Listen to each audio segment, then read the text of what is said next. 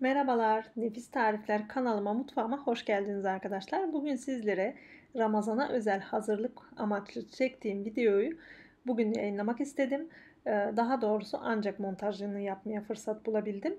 Buzluğa nasıl su böreği atabilirsiniz onun videosunu çektim. Yoğurma kabıma 22 adet yumurtayı aldım. Çeyrek çay bardağı yani yarısından daha az tuz ilave ettim ve yarım su bardağı suya ihtiyacımız var. Bunu da ekleyip şöyle bir hafif karıştırıyorum. İçerisinde tuz erimesi için. Kesinlikle süt, yoğurt, sıvı yağ gibi ürünler eklemiyoruz hamurumuza. Yoğurmaya başlıyoruz. Bu ölçülerle bende tam net 2 kilo un gitti arkadaşlar. 2 kilo un ile yani bu ölçülerle ben tam 5 tepsi su böreği yaptım. Dediğim gibi amacım derin dondurucuya atmaktı. İnanın büyük kolaylık oluyor. Çıkartıp direkt fırına atabilirsiniz. Hiç böyle çözdürmeye gerek yok. Yani inanın çok pratik. Yani bir gün harcayacaksınız ama bayağı bir müddet rahat edeceksiniz. O yüzden sizlere de tavsiyem bu şekilde yapmanız. Su böreğini ben her zaman bu şekilde hazırlıyorum. Yani bir tepsi için inanın yorulmaya değmez diye düşünüyorum ben. Yapmışken böyle 4-5 tepsi yapıp derin dondurucuya atmak daha makul. Ve büyük kolaylık, dediğim gibi buzluyken bile fırına atabilirsiniz. 2 kilo unumu ekledikten sonra çok güzel bir şekilde yoğuruyorum.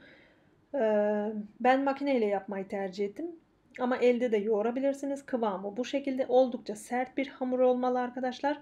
Ve yumurtadan dolayı ele illaki yapışacak. Yani daha fazla un ilavesi yapmayın.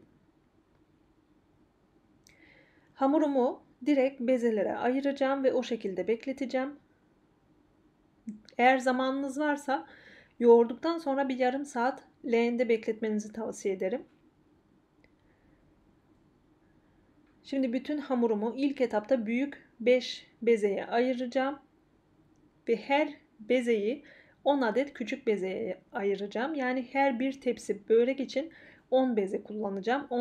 10 katlı yapacağım ben böreğimi ama sizlere kalmış bir şey. Daha azaltıp çoğaltabilirsiniz. Bence 10 beze tam iyi, yeterli oluyor bir su böreği için. Tek tek hepsini yuvarlıyorum. Küçük böyle mandalinadan az küçük bezeler yaptım. Gördüğünüz gibi bu şekilde hazır ettim. Üzerlerini kapatıyorum bir bezle ki kurumasınlar. Yoksa üzerleri kabuk bağlar. Ben tek başıma yaptığım için ilk etapta hepsini açmayı tercih ettim arkadaşlar. Ama eğer iki kişiyseniz bir yandan açıp bir yandan pişirebilirsiniz. Çok daha fazla zaman kazanmış olursunuz. Ben dediğim gibi bütün 50 bezeyi de tek tek açtım. Usta hanımlar şimdi bu aşamada beni eleştirebilir belki.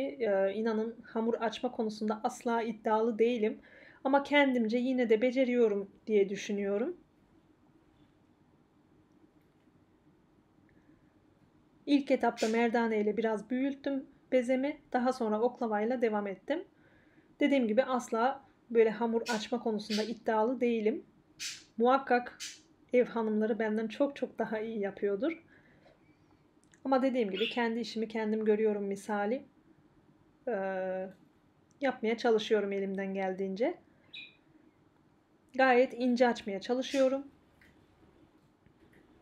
Çok aşırı fazla da un kullanmıyorum gördüğünüz gibi.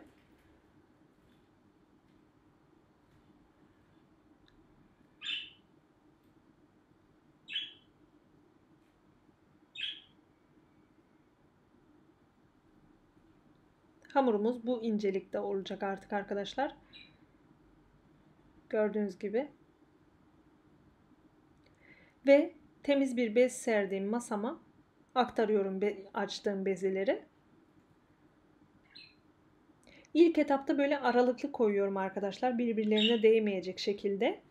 Ben diğerlerini açıncaya kadar hafif böyle kurumaya dönüyorlar zaten. Yani ilk etapta böyle üst üste koymayın, yoksa yapışabilir. Daha sonra gördüğünüz gibi böyle hafif ortalarına gelecek şekilde yerleştiriyorum.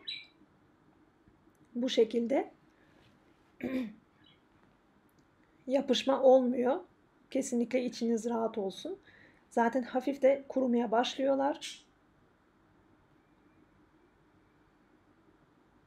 Gördüğünüz gibi şimdi bütün bezeli pardon sesim için. Bütün bezelerimi açtım. Daha sonra pişirmeye geçtim. Ay sesime bir şey oldu. Evet, bütün bezelerimi açtım. Artık böreğimi yapmaya başlayabilirim. Hiçbir şekilde yapışma olmadı arkadaşlar. Bu konuda garanti verebilirim. Dediğim gibi ilk etapta belirli aralıklarla yerleştirin. Birbirlerine değmesinler. Şimdi bir tavama 500 gram tereyağı aldım ve 1 çay bardağı sıvı yağ. Baştan belirtmek istiyorum, benim tereyağım yeterli gelmedi. Daha sonra 250 gram daha erittim. Ama bu sizin kullanacağınız yağ miktarına göre değişebilir. Yani yeterli de olabilir. Şimdi ilk etapta 10 adet bezemi böyle kenara aldım. Kafam karışmaması için 5 alta 5 üste kullanacağım yufkaları ve ben altının da üstünün de yufkasını haşlıyorum arkadaşlar. Kesinlikle böyle çiğden koymuyorum. Kaynar suyuma böyle bol tuz ilave ettim ve biraz sıvı yağ sayesinde yapışmayacak yufkalarımız. Ve başka bir kapta da soğuk suyum var. Oldukça soğuk olmalı suyunuz. Yufkamı böyle dikkatli bir şekilde bütün halde haşlıyorum. Çok daha kolaylık oluyor. Haşladıktan sonra süzgeç yardımıyla çıkartmanızı tavsiye ederim. Çok daha kolay oluyor. Kopma, yırtılma olmuyor. Bu arada yağlı kağıt serdiğim tepsimi de yağladım. Altı da güzel kızarması için. Suyun içerisinde, kaynar suyun içerisinde yaklaşık 30 saniye tuttum arkadaşlar. Zaten hamur su yüzeyine çıktığı zaman pişmiş oluyor. Yani onu anlayabilirsiniz. Gördüğünüz gibi böyle süzgeçle alıp fazla suyunu süzüp direkt soğuk suya aktarıyorum. Ve hemen hiç beklemeden elimle açacağım. Ve göreceksiniz ki hiçbir yapışma, hamurlaşma yok. Yırtılma dahil yok. Hamurumuz çok güzel. Elimle şöyle fazla suyunu 1-2 kez sıyırıyorum. Ve direkt tepsime aktarıyorum.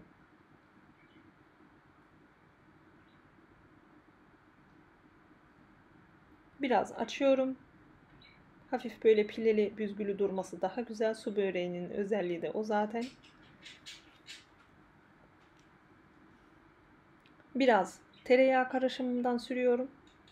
Birkaç kaşık döküp fırçayla her yerine yağ değmesini sağlayacağım. Böylelikle araları çok güzel birbirine yapışmadan pişecek.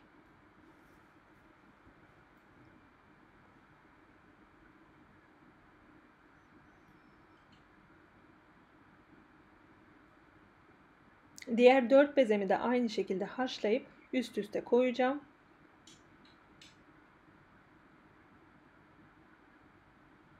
Yaklaşık 30 saniye kaynar suyun içerisinde bırakıp soğuk suya aktarıyoruz. Eğer soğuk suyunuz ılımıya dönerse arkadaşlar muhakkak suyunuzu değiştirin böyle sık sık.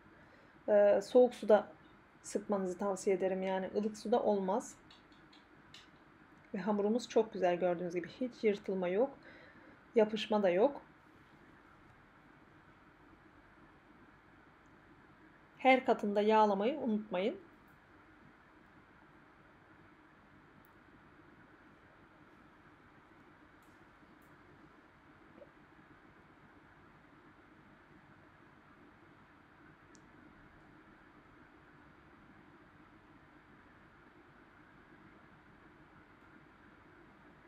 Siz sıkılmayın diye ben 5. aşamaya kadar yaptım.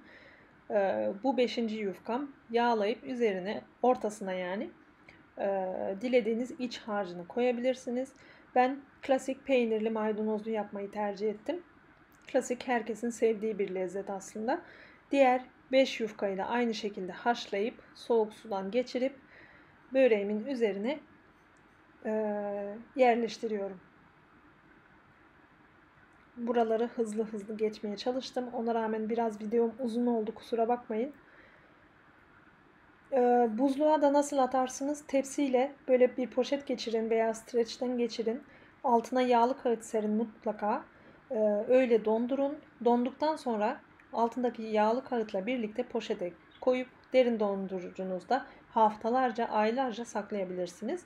Dediğim gibi pişireceğiniz zaman direkt çıkartın, fırına koyun. Üzerine isterseniz çok az tereyağı eritip gezdirin. İnanın aynı gün yapmış gibi oluyor. Kimse anlamayacak derin dondurucudan çıkarttığınızı. Ve dediğim gibi büyük kolaylık oluyor. 200 derece önceden ısıttığım fırında pişiriyorum her zaman. Ve yaklaşık 1 saate yakın pişiriyorum ben arkadaşlar. Ama bu süre farklılık gösterebilir. Her fırın aynı olmayabiliyor.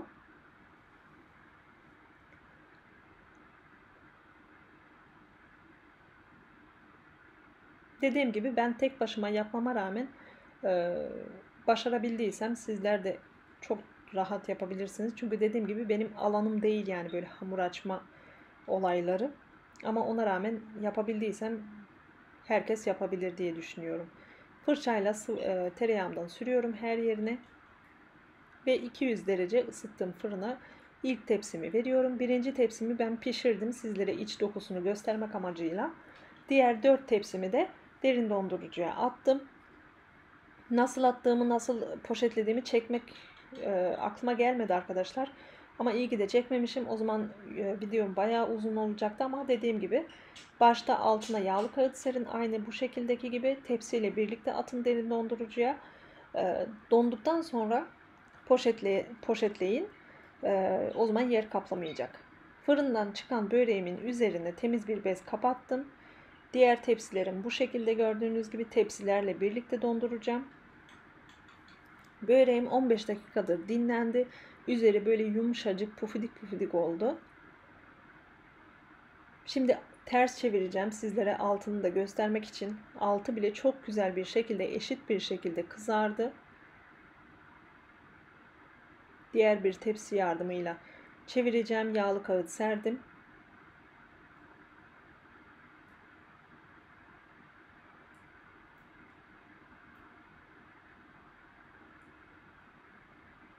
Umarım sizler de bu tarifi denersiniz. Ramazan'da afiyetle tüketirsiniz.